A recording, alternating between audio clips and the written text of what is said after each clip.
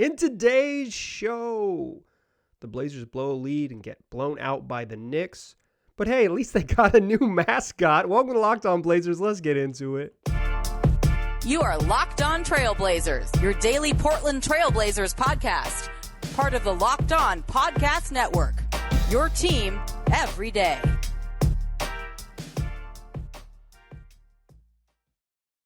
What up, world? It's your past first point guard and Trailblazers reporter, Mike Richmond. You are listening to another episode of Locked On Blazers, part of the Locked On Podcast Network, available wherever you get podcasts and also on YouTube. Thanks for making the show your first listen, coming at you Monday through Friday. Start your days with it. Make it your first listen. Locked On Blazers, your team every day. Yes, yet again, due to some personal reasons, this episode's coming out a little bit later. So, hey, make this your second listen. Hope you listen to Locked On NBA first, or another one of our wonderful podcasts on the network, including Locked On Knicks, because that's what we're talking about a little bit today. The Blazers lose to the Knicks on Tuesday evening to begin a stretch of 8 of 9 games at home.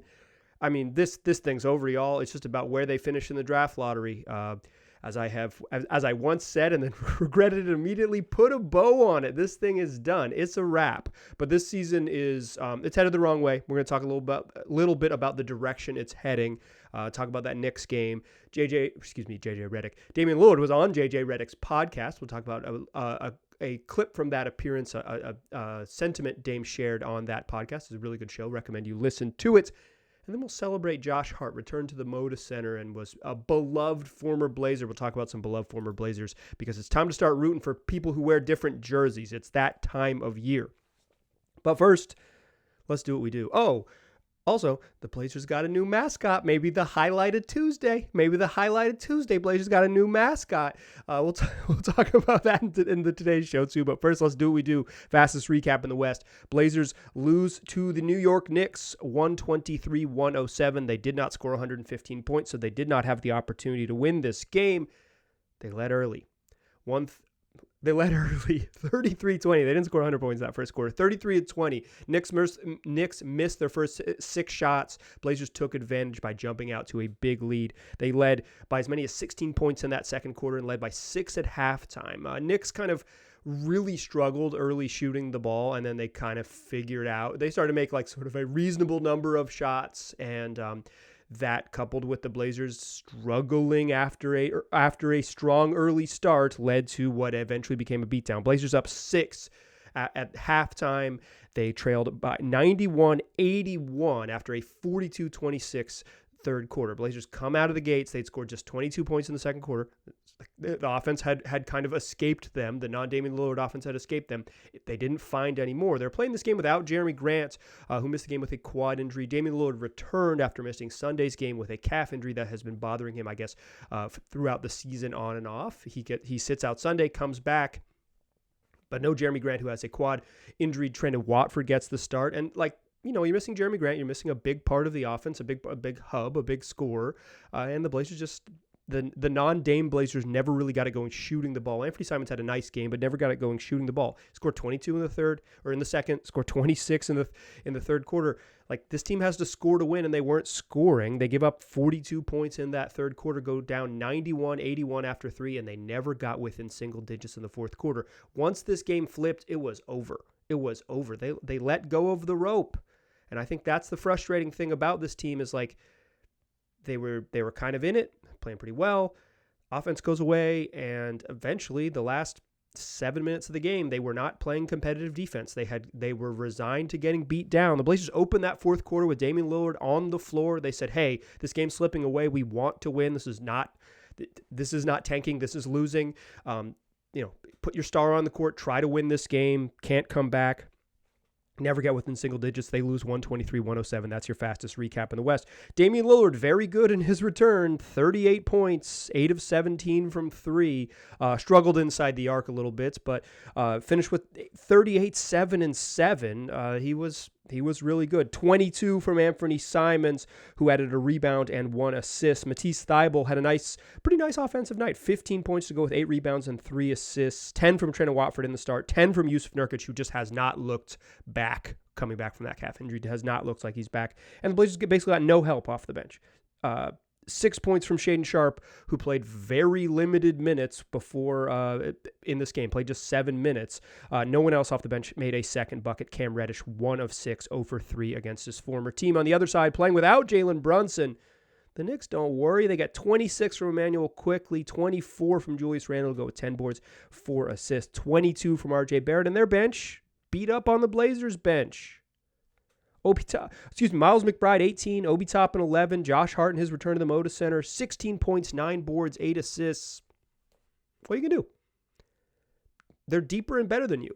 What you're going to do is try to make shots. And the Blazers start this game 7 of 14 from 3. They're shooting really, really well. They made 10 of their next 31. It is not as simple as like they miss shots. I think that is... that's part of it, like undeniable, right? But it is the fact that the team is so predicated on scoring, like their success is so predicated on scoring. It's like they are not competitive in games where they have prolonged shooting slumps. Like, I mean, they're 31 and 38. Like, it's not a good basketball team, and they have to score to win. They scored early, but you're not going to shoot 50% from 3 all game long. The Knicks are really physical. They started really blitzing Damian Lillard, and they said anybody else. Dame still scored 38, had 7 and 7. Like it wasn't a Dame problem. They needed a third guy beyond Anthony Simons to really make it happen, and they don't have that type of scoring depth. It's something they absolutely need. This was a night where they needed Cam Reddish to have like 24. Like that was the way they were going to be competitive, and he goes 1 of 6 in his 19 minutes. About that new mascot, though. Got a new mascot. Hey, listen, it's not us.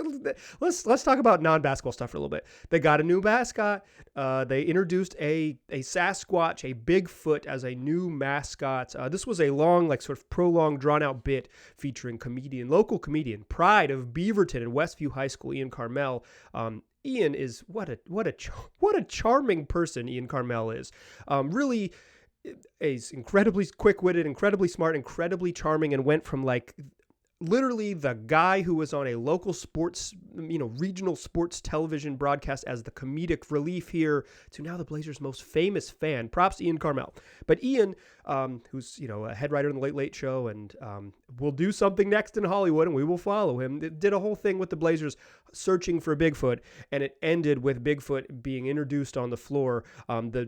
The Bigfoot's name is Douglas Fir, F-U-R, like furry, as opposed to the tree. I think it's a good nickname. The face of Douglas Fir, a little creepy to me, but mascots in general a little creepy. Douglas Fir has real Pierre the Pelican vibes to me. It's just hipster Pierre the Pelican with a cut off plaid vest and a beanie on, or for my Canadian listeners, a toque. Wearing a toque. I don't think I have a lot of Canadian listeners, but I don't know what they call that kind of hat in Australia. So shout out to all my folks in Australia listening, and the heavy Melbourne vibe that listens to Locked On Blazers. I mean, I guess that's the highlight. It was like Ian Carmel did a whole social media videos leading up to it, and then there was an in-arena stuff, and he did a couple interviews, and he's really funny, and it was like a cute little thing that like helped add some levity to a season that absolutely needed it. And then the Blazers introduced a new mascot. Do they need a second mascot? Yes. Yes, it was the team's number one biggest need is like they need a little more shot creation on the perimeter. They could use some interior defense, and they just needed another mascot. And you got to give them respect for absolutely addressing one of their needs. It's just you got to do it in stages, and it's like eventually they'll address that rim protection and depth up front, and they'll probably get another creator on the perimeter. But right now, you do what you can do, and this team that desperately needed a secondary mascot has found one, and I got to give respect to everyone in the organization for making that happen. The other basketball stuff, Douglas Fir's fine. I don't know. I'm just I'm teasing the Blazers. Douglas Fir's fine. I guess mascot stuff's fun, right? Like shout out to all the hardworking mascots out there in the NBA. The notable things from this game are another blown double-digit lead that I know the Blazers have blown. I believe the number is 17 games. They've lost 17 games when leading by 10 points. To me, yeah, like they're a top 10 offense and one of the 3 worst defensive teams in the league. That's, to me, that just checks out. This isn't like some like proof of the leads themselves are not like proof of incompetence of the coaching staff or whatever. Like, it's symptomatic of the type of team they are. A really good offensive team that is horrific on defense. If you want to come at the coaching staff for something, be more specific. The defense stinks. It hasn't taken steps forward. The defensive personnel isn't very good, but they've made basically no appreciable difference on defense under the new coaching staff. That part is frustrating.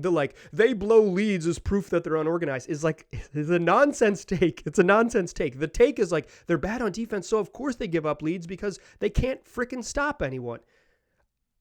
Also, it's the NBA. Like, the scoring is crazy now. Teams are going to score quickly. They're going to shoot threes. They're going to build leads. 16 in the second quarter is just not a meaningful lead. It's not a meaningful lead. Blowing a 10-point lead with 5 minutes left against Philly on Friday, that's a meaningful lead. Blowing a 25-point halftime lead against the Lakers earlier this year, that's a meaningful lead. Up 16 in the early second quarter at home against the Knicks, a team that at the time was shooting bricks, was 1 of 8 from 3. Yeah, it felt fragile. I mean, the double-digit leads are meaningful, but I don't think that they're particularly damning. The other big thing from this game is that Shaedon Sharpe played 7 minutes. 7 minutes and 28 seconds. I don't want to treat this like a mystery. On Monday's show, I was very firm in my belief that Shaedon Sharpe should play more minutes. What are we doing here? And I still kind of think that. But it's not a mystery why Shaedon Sharpe is only playing 7.5 minutes. You don't need to be a... The first thing that came to mind was Harriet the Spy. Sherlock Holmes. I guess I don't know a lot of sleuths. That's something I don't know a lot of sleuths. But you don't need to be a high-level sleuth to figure out why Shaedon Sharpe isn't playing. He's a 19-year-old rookie who's mostly a negative on the court. He's mostly a negative when he plays. Really fun, has some bright spots, but struggles on defense, has not consistently shot the ball at a super, super high level, has had some stretches where it's he can really shoot it, but he's mostly a negative, right? It's a teenager. That's what happens. The Blazers are trying to make the playoffs. You start Damian Lillard, you played Dame 40 minutes, played 39 minutes and 2 seconds of this game, played Dame 30 minutes or 40 minutes in this game. It's yeah, this is a team trying to win. Shaedon Sharpe is a rookie. He's not going to help you win. They're prioritizing playing guys like Matisse Thybulle, who's a much, much better defender, for playing guys like Cam Reddish, who they clearly like. Naz is still playing under 10 minutes in these games. The 7 dudes that Chauncey Billups seems to trust are the guys who started this game, and Trent Watford played 40 minutes, absolutely would not have played that. Jeremy Grant would have played those minutes. Cam Reddish because you need him, and Drew Eubanks because you absolutely need him. Or Cam Reddish because you trust him, and Drew Eubanks because you need him. It's a tight rotation. They're trying to win these games. Here's the problem. They're not winning. They're heading the wrong way. So stop this approach would be my preference. Just play Shaedon Sharpe a bunch of minutes. If you're going to lose by double digits at home to the Knicks, play the rookie 30 minutes. It's time. I get why. The why is not a mystery. Again, not a high-level sleuth. It's obvious why the youngster is not playing. The problem is that I personally think they've reached a point in the season when they kind of know what the deal is. They've played 69 games. They have 13 games left. Play the youngster a bunch of minutes. You're going to lose anyways. You're not making the play-in. You're not even good enough to make the play-in. It's not happening. I know that's not Damian Lillard's preference, but if instead of 38 minutes of Matisse Thybulle, you got 32.5 minutes of Matisse Thybulle and Shaedon Sharpe played 13, it feels a lot better. I get why. It is not my personal preference, and it's frankly the last time we will talk about Shaedon Sharpe's minutes on this podcast because I want to harp on other stuff. Speaking of harping on other stuff, let's talk about Damian Lillard's presence or Damian Lillard joining the JJ Redick podcast and what he said, a moment that he kind of gave some clarity on his view of the league, and also something I think the Blazers front office should take to heart. But before we do that, I want to tell you about Ultimate Pro Basketball GM. It's the mobile game that lets you become the GM of a basketball franchise. If that's been your dream, it can come true, and this game is for you. Manage every strategic aspect of your team, play through the season, lead your team to glory while you're responsible for things like hiring the right coaches and assistants, trading and training players, making draft picks, navigating your franchise through free agency and the draft, all the ups and downs of a season. All this in a challenging, realistic game world. Ultimate Pro Basketball GM is completely free and playable offline. You play on the go as you want, when you want to. Locked On Blazers listeners, right now, get a 100% free bonus to their franchise when using the promo code Locked On in the game store. So make sure you check it out. To download the game, just visit probasketball.com or scan the code if you are watching on YouTube, or look it up in app stores. That's probasketballgm.com.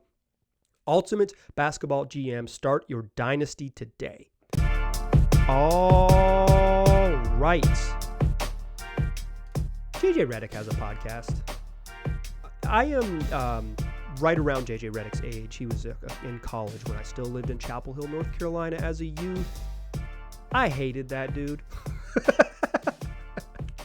Straight up, I went to JJ Redick AAU tournament when he was a high school senior to root against him as a teen. He hadn't even set foot on the Duke campus. He merely agreed to enroll, and I went to an AAU tournament to root against JJ Redick.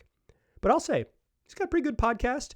I don't agree with all of his recent approach in the basketball media space, but I think he's really smart and thoughtful for the most part and does a really good job. And his podcast, Old Man in the Three, is it gets NBA guests, and it's a really good look into sort of the modern NBA through the eyes of the dudes playing in it right now. And Damian Lillard was a recent guest on the Old Man in the Three podcast, and it's I don't really like to recap a podcast on here, but I think there is a viral moment from that pod that's about 4 or 5 minutes long. That I think offers insight both to Damian Lillard's sort of worldview, basketball worldview, and also I think something the Blazers franchise should take to heart.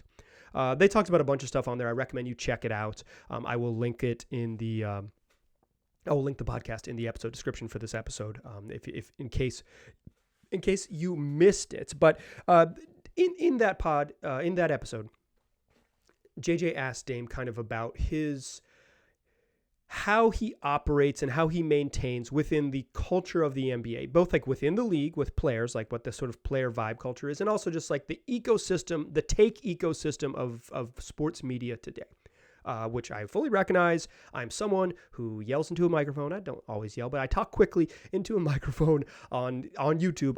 I am part of the ecosystem, a very small, mostly meaningless part, but like I recognize my space in it. There's been some times in here when maybe I've said things that have, I don't know, caught wind and been part of like the Blazers fandom's zeitgeist. So I'm not saying that I'm like separate from this, but in the sort of larger context of sports media takery, Damian Lillard talked about how we may have lost sight of like things that matter in basketball.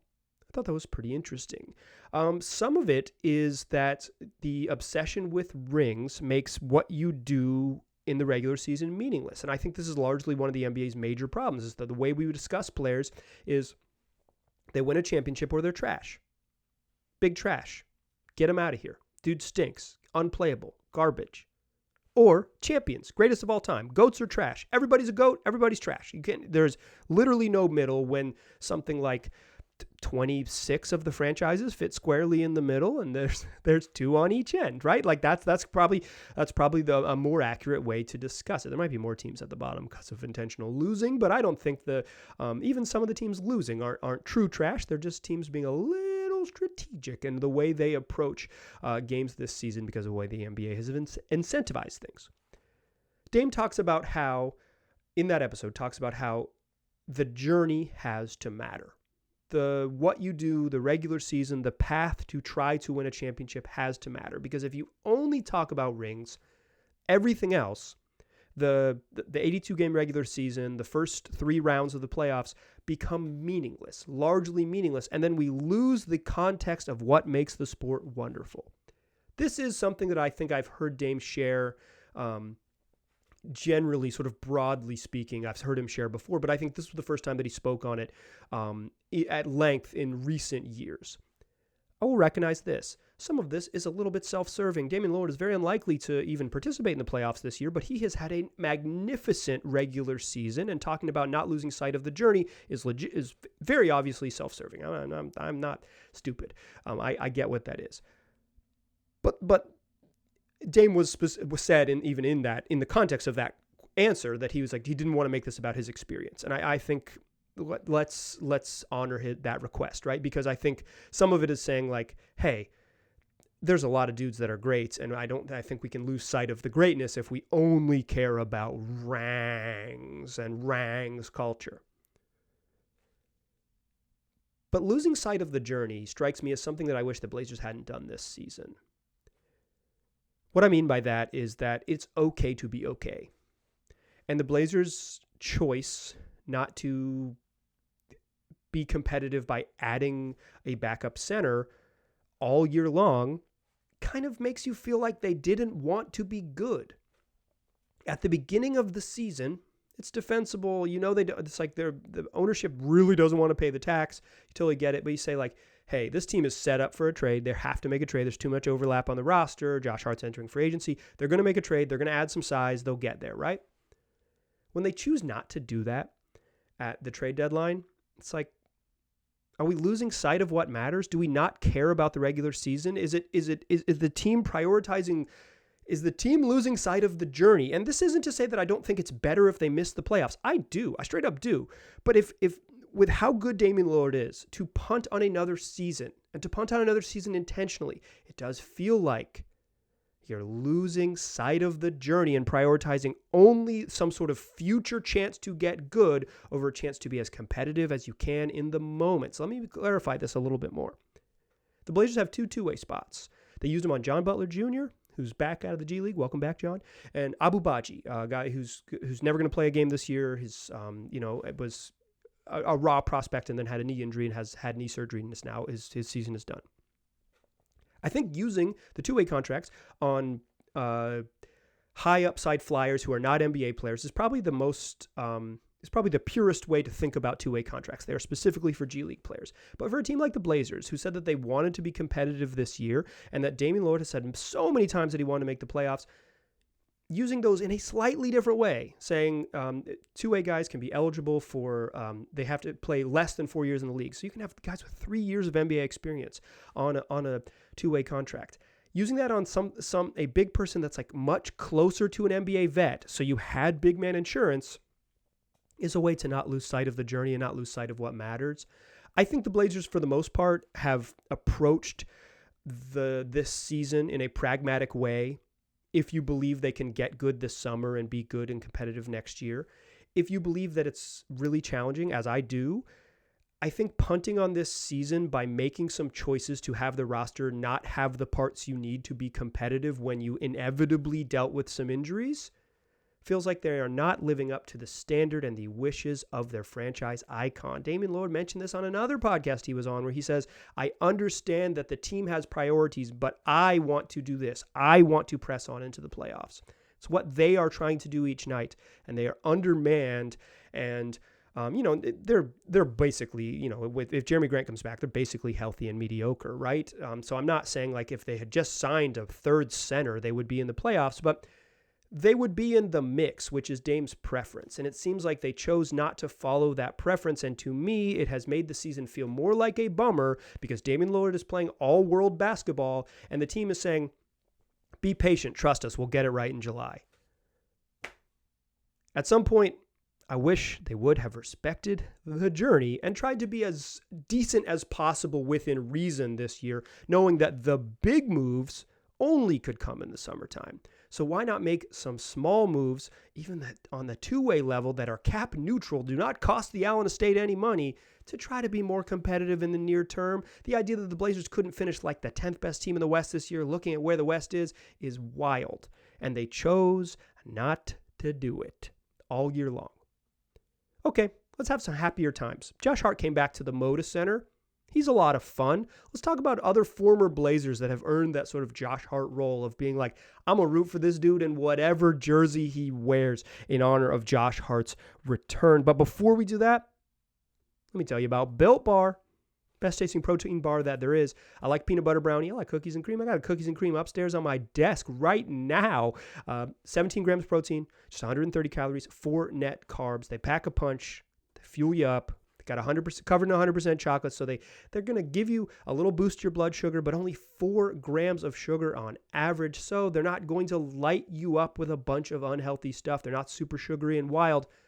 They got the fuel you need, and they taste great. Plus now available at Sam's Clubs and Walmarts across the country. So Go buy 4 box, find out what you like, then go back to Sam's Club, go back to Walmart, buy a 13 pack box, 13 bar box is what I'm looking for. And once you know what you like, you'll have a whole bunch of them, and then they'll be waiting on your desk to fuel you when you need, in the middle of the day, prior to a workout, when you're missing a meal or just need a little boost to keep on keeping on. That's Built Bars. You can also get them for 15% off using the promo code LOCKEDON15 at built.com. Today's episode, in addition, is also brought to you by FanDuel, the #1 sports book in America. It is a wonderful time to sign up because right now, new customers get a no-sweat first bet up to $1,000. That's bonus bets back if your first bet doesn't win. Just download the FanDuel Sportsbook app. It's safe, secure, super easy to use. Then you can bet on everything from the money line to point scorers to three-pointers drained. Plus, FanDuel even lets you combine your bets for a chance at a bigger payout with a same-game parlay. So don't miss the chance to get your no-sweat first bet up to $1,000 when you go to FanDuel.com/lockedon. That's FanDuel.com/lockedon to learn more. Make every moment more with FanDuel, an official sportsbook betting partner of the NBA. All right. I missed my intro. Still pass first point guard. Still Mike Richmond. And you're still listening to Locked On Blazers. I thought we were in the middle of the show, but we're at the end. Cruising to the end of this program. Thanks for rolling with me. Josh Hart returned to the Moda Center last night. One of the easiest dudes to root for in a non-Blazers uniform. Josh Hart was here from trade deadline to trade deadline. Parts of 2 seasons. And I would categorize him as universally beloved. People might thought of Josh Hart was, not a great fit, but nobody dislikes Josh Hart. Nobody dislikes Josh Hart. He got a nice ovation when he got checked in the game. Played 37 minutes, then it was 16, 9, and 8. And it's like, man, this dude is good. He's a winning player that played hard, that loved his time in Portland, had a good relationship with Damian Lillard, and earned his place in Blazers legend status. And I don't mean that like on Mount Rushmore. I mean I will always root for him because when he played briefly for my team, I loved him. And he's easy to root for, and I will continue to root for him. It got me thinking of who else fits that bill. And I'm thinking in the context of the Blazers season. They're not going to be playing postseason basketball unless something really wild happens. They're not. I'm comfortable saying that. They're headed the wrong direction. So at some point, you're going to have to, if you're like a basketball junkie, I know there are some fans out there, and respect to you for doing this, who when the Blazers season ends, they don't watch. I have a neighbor down the street. Shout out to the homie, Sebastian. And I was like, hey, you watching the NBA playoffs last year? And he goes, nah, when the Blazers season ends, I tune out. I'm like, good for you. Me, I'm plugged in through June. I'm a junkie. So for my junkies out there, you're going to have to find another team to root for or another Josh Hart to root for. When the Knicks play, currently fifth in the East, it's like, it's going to be easy to root for Josh Hart. You see that number 3 jersey come out in Madison Square Garden, fixing his headband as he checks into the game and playing like 40 minutes off the bench for Tom Thibodeau in the playoffs. It's going to be easy to root for Josh Hart. But who are some other folks you can root for? The first name that popped into my brain was the People's Champ, Will Barton. The problem is that the Raptors are relatively unlikely to be in the playoffs. They're 9th in the East right now. They're going to be in the play-in. Certainly they could make the playoffs. I think that's not out of the question. Certainly they could. They're in line to get the 8th seed, but they've been pretty much bad all year. It just never clicked there in Toronto. And even the addition of the People's Champ, Will the Thrill, came in legendary. Came in with Dame like. He was a bunch of fun and as the Blazers were starting to turn it around, and then was traded for Aaron Aflalo during probably the most competitive season of Dame's career, and things went south or whatever. But like Will Barton, beloved here, the People's Champ, Will the Thrill. If the Raptors are in the postseason, I'm going to root for Will Barton to come off the bench. He's playing kind of like backup point guardy minutes. The Raptors are the team that probably eschew positions the most of any team in the league, but Barton is playing some backup ball handler minutes for a team that's 9th in the Eastern Conference. I will root for Will Barton when I see him come out in the non-purple jerseys that the Raptors wear. Bring back the purple in Toronto, please. The next name that came to my mind immediately is Wes Matthews. Josh Hart is in the mold of Wesley Matthews. They're not identical players, but boy, are their vibes similar. play hard as heck.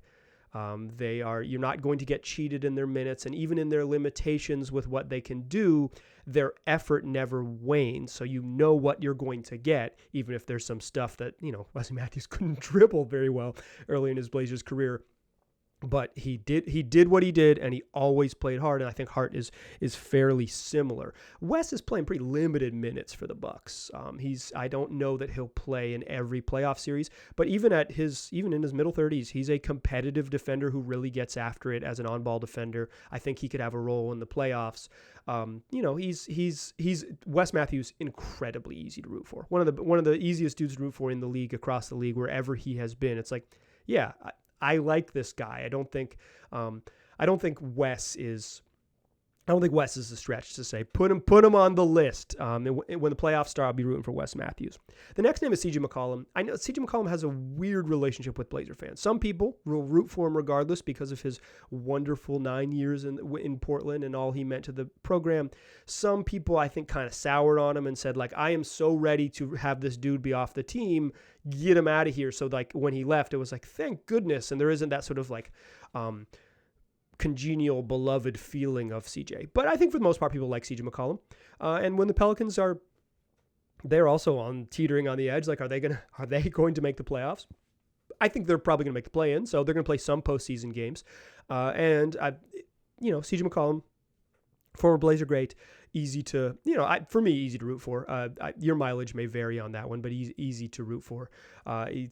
From my vantage point, and it's like, when your team is eliminated, you got to find stuff to claw onto, and I think CJ for the way it ended, and no fault of his own for sure, fault of the front office for keeping him on the roster forever, is Blazer legend, certainly an important spot in Blazer history, probably one of the 15 best players in franchise history, and like teetering up higher. Like, I think you can make an argument higher for me, probably in that 15 range. I think ranking players beyond like 4 or 5 gets a little dicey because it's like personal preference and age and stuff. But he's one of the best players in franchise history. Easy to root for me.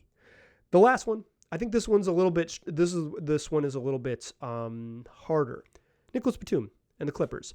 I do not think Blazer fans have an easy time rooting for the Clippers, and I totally get that. Not a particularly likable. None of the good Clippers teams have been likable. I'll put it like that. I think there have been some bad Clippers. I guess like Chris Kaman, Elton Brand was pretty likable in 2004, 2006, whenever that was. But like the post Chris Paul, Lob City, and now this era, it's like not like a super endearing bunch over there in Clipperland. So if you don't want to root for anyone wearing Clippers jersey, that's fine. And I think the Nicholas Batum was frustrating to Blazer fans. So I don't think he was like universally beloved. Certainly not beloved on the level of the Wes Matthews and the Will Barton and even the Josh Harts, because Batum was inconsistent. They needed him to be more than he was. Like he was destined to be the 4th or 5th best player on a team. They needed him to be the 3rd best player. He wasn't that. He went to Charlotte. He certainly wasn't the best player on a franchise. He's kind of found his spot in for the Clippers, and I will be rooting for Nico. I've really enjoyed the Nico renaissance in the back half of his career. He's just a really fun and easy to root for role player. So when the Blazers season ends and they're not in the playoffs and we have a long stretch of postseason basketball, the playoffs are 10 weeks in the NBA.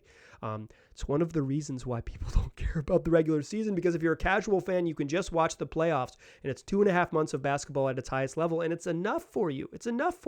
I get it. They got to do something to make the regular season matter. But I will be rooting for those folks, for Wes and for CJ and for Nico and for Will Barton, for CJ and Will Barton as long as they're around, for Nicholas Batum as long as the Clippers are around, and for Wes Matthews all the way until the Bucks win the title, because I think right now they're probably, at least on FanDuel, they are the betting favorites to win the championship. So go get that ring, Wesley. We'll be pulling for you here in this basement in North Portland. That's going to do it for today's show. Tomorrow's show, we're looking ahead to prospects to watch in the NCAA tournament. Rafael Barlow joins the program, host of Locked On NBA Big Board, and we talk about who to watch as the NCAA tournament heats up. Make sure you check that one out. Friday show, Orlando Sanchez of KGW is going to join the program. A couple fun interviews to close out the week. Be sure to come back for all of those. That's what we do 5 days a week, Monday through Friday. Make it your first listen, or in this case, because it came out a little bit late, make it please just listen. I appreciate you. Tell your friends about the program. Thanks for listening. I appreciate you listening. I'll talk to you soon.